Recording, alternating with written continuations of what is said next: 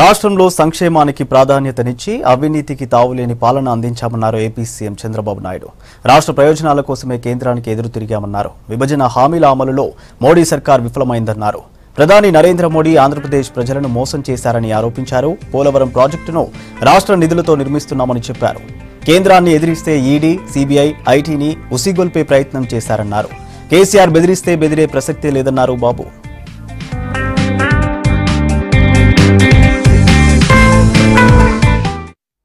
ప్రత్యేక హోదా ఇస్తా అన్నారు, విభజన హామీలు నెరవేరుస్తామన్నారు. ఇక్కడనే మనకు హామీ ఇస్తే నమ్మాం, కలిసి పోరాడాం. నమ్మక ద్రోహం చేశారు. ప్రత్యేక హోదా ఇవ్వలేదు, విభజన హామీల్ని నెరవేర్చలేదు. 4 సంవత్సరాలు అడిగాం, అనేక సార్లు రిమైండ్ చేశాం.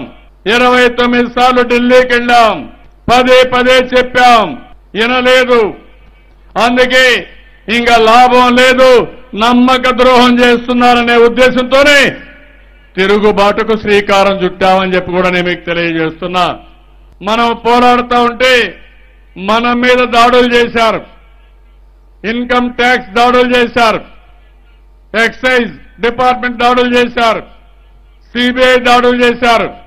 కేసీఆర్ ఎక్కడి నుంచి వచ్చారు, మనల్ని బెదిరిస్తున్నాడు.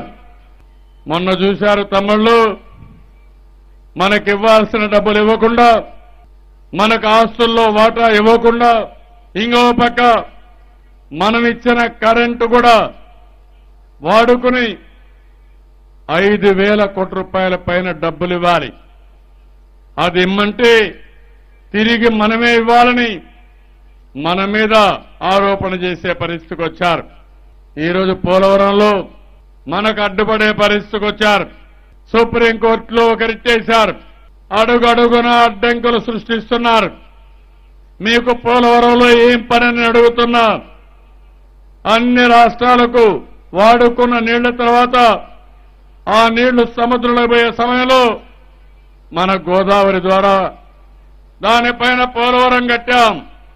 ఇది కేంద్ర ప్రాజెక్టు, కేంద్రం డబ్బులు ఇవ్వలేదు.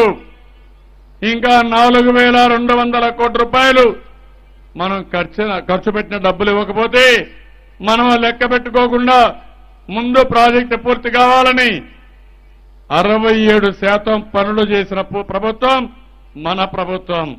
రాజధాని కోసం డబ్బులు ఇవ్వమంటే కేంద్రం ఇచ్చింది 1,500 కోట్ల రూపాయలు.